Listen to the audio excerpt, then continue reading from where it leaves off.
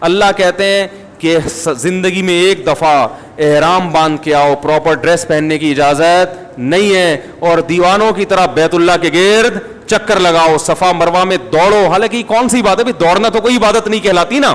اللہ نے کہا دوڑو, بیت اللہ کے غلاف سے لپٹ کے, بیت اللہ کے دروازے سے اپنے رخسار کو رگڑ کے میرے سامنے رو, جیسے محبوب کسی سے لپٹ کے محبت کا اظہار کر رہا ہوتا ہے. میدان عرفات میں مٹی میں اپنی ناک کو رگڑو.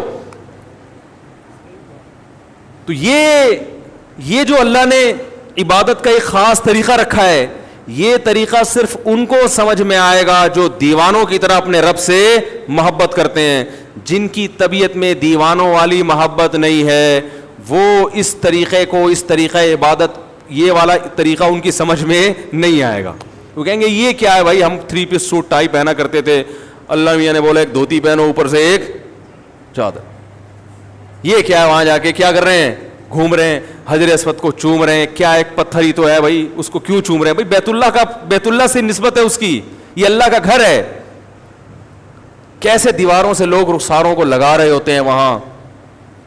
وہ شعر یاد آتا ہے, امر من الدیار دیار لیلا وقبل ذا الجدار وذا الجدار وما حب الدیار شغفن قلبی ولكن حب من سکن الدیار. جو مجنوں تھا نا, وہ لیلا کے گھر در و دیوار, اس زمانے میں محبوبائیں پردہ کیا کرتی تھیں, ٹھیک ہے نا, ڈیٹ ویٹ کا سسٹم ایجاد نہیں ہوا تھا, موبائل پہ ایزی لوڈ اور یہ سب مس کالیں وس کالیں چلتی نہیں تھی. کبوتر بازی ہوتی تھی, وہ کبوتر لے کے آتا, وہ کبوتر بعض وقت کہیں اور بھی چلا جاتا تھا, ٹھیک ہے نا. تو بڑی پرابلم تھی. تو یہ جو مجنون ہے نا, یہ لیلا کے عشق میں کیا کر رہا ہے, اس کی دیواروں کے گرد چکر لگا رہا ہے, اور بڑے سخت پہرے ہیں غیرت مند مردوں کے, وہ نکلنے نہیں دیتے. تو یہ چکر لگا رہا ہے اور پھر محبوبہ کی دیواروں کو چوم رہا ہے.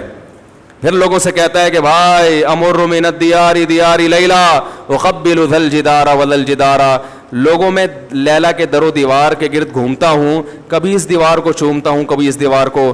لوگوں اتنا پاگل نہیں ہوں کہ مجھے دیواروں سے محبت ہو گئی ہے. وما حب الدیار شغفن قلبی, تم مجھے دیکھ کر پہلے ہی مجنوں کے تانے مجھے مل رہے ہیں, لوگ دیوانہ کہہ رہے ہیں, پاگل کہہ رہے ہیں اللہ کی قسم اتنا پاگل نہیں ہو کہ دیواروں سے محبت ہو جائے. ولیکن حب من سکن الدیار, ان دیواروں کی نسبت جس محبوب کی طرف ہے, اس محبوب کی محبت نے مجھے دیواروں کو چومنے پر مجبور کر دیا ہے. یہ رشتہ ختم ہو جائے. یہ دیواریں میری نظر میں 2 ٹکے کی نہیں ہیں. بیت اللہ کی دیواریں بھی سیمنٹ گارے کی بنی ہے میرے بھائی, اس کا غلاف بھی کپڑے کا غلاف ہے, وہ کوئی مریخ سے نہیں آیا ہوا. یہی سیمنٹ, یہی بجری, یہی ریت, اسی سے وہ اینٹیں بنی ہیں. لیکن ان اینٹوں کو دیکھنے کے لیے, اس غلاف کو چومنے کے لیے, اس غلاف کے گرد طواف کرنے کے لیے ہم 6-6 7-7 لاکھ روپے خرچ کر کے جاتے ہیں. اور لاکھوں کے مجمع میں جہاں پھسلنے کا بھی خطرہ ہو, جان کا بھی خطرہ ہو, اس بیت اللہ کے گرد گھومتے ہیں.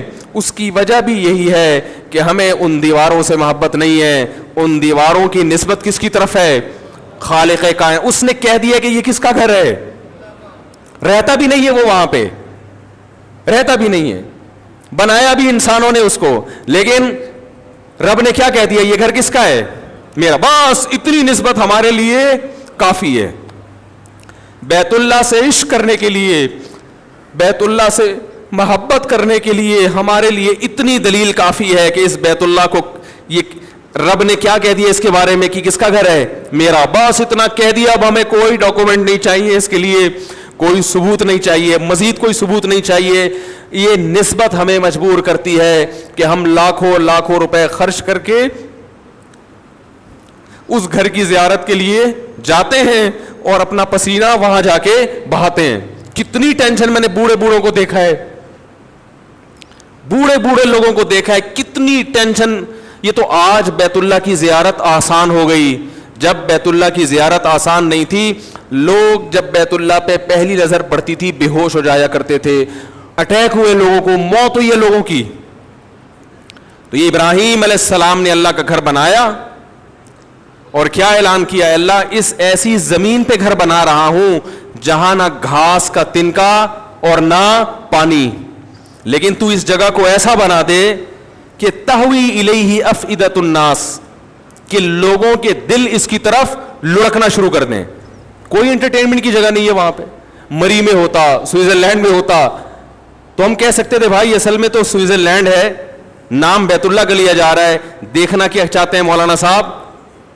سوئٹزرلینڈ گھومنا چاہتا. اللہ نے ایسی جگہ بنایا سنگ لاخ پہاڑ، یہ تو اب آباد ہو گیا، ورنہ تو آپ جہاز میں دیکھتے ہوں گے چٹانے، خوش سنگلاخ چٹانے. ایسی جگہ بنایا کہ یہاں آنے والا سوائے بیت اللہ کی محبت کے اس کے دل میں اس کے علاوہ اور کوئی جذبہ نہ ہو. اور یہی وجہ ہے کہ آج وہاں جدہ پہ جو کچھ ہوتا ہے، جدہ ایئرپورٹ پہ سب جانتے ہیں، لوگ کیوں برداشت کرتے ہیں. کسی اور ایئرپورٹ پہ اتنی سختی ہو اور یہ کچھ ہو، لوگ اس ملک میں جائیں گے؟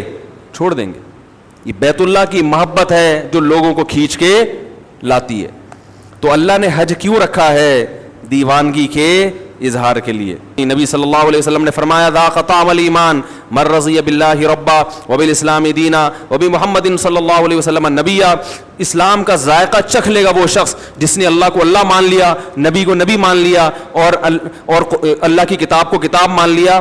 تو آپ نے فرمایا اسلام کا ذائقہ، اس سے پتہ چلتا ہے اسلام میں کیا ہے، ایک چاشنی، ایک لذت ذائقہ ہے. ایک آپ ملکی قوانین کو فالو کرتے ہیں، اس میں لذت نہیں ہے، چاشنی نہیں ہے، لیکن جب اللہ کے دین پہ چلتے ہو تو اس میں اللہ نے ایک ذائقہ بھی رکھا ہے، لطف اور مزہ بھی رکھا ہے. لیکن یہ لطف اور مزہ صرف انہی کو محسوس ہوتا ہے جو اللہ کو اللہ ہونے کے لحاظ سے راضی ہو جاتے ہیں اور اس سے محبت کرنا شروع کر دیتے ہیں. اللہ تعالیٰ سے دعا ہے کہ اللہ تعالیٰ ہمیں بھی اپنے گھر کی زیارت نصیب فرمائے اور جذبے کے ساتھ. علماء کہتے ہیں وہاں جا کے برائیاں کرنا، اس سے وہاں کی جو ایک روحانی قوت وہاں ملنی چاہیے تھی وہ قوت کیا ہو جاتی ہے؟ ختم ہو جاتی. تو اللہ تعالیٰ ہمیں بھی زیارت نصیب فرمائے.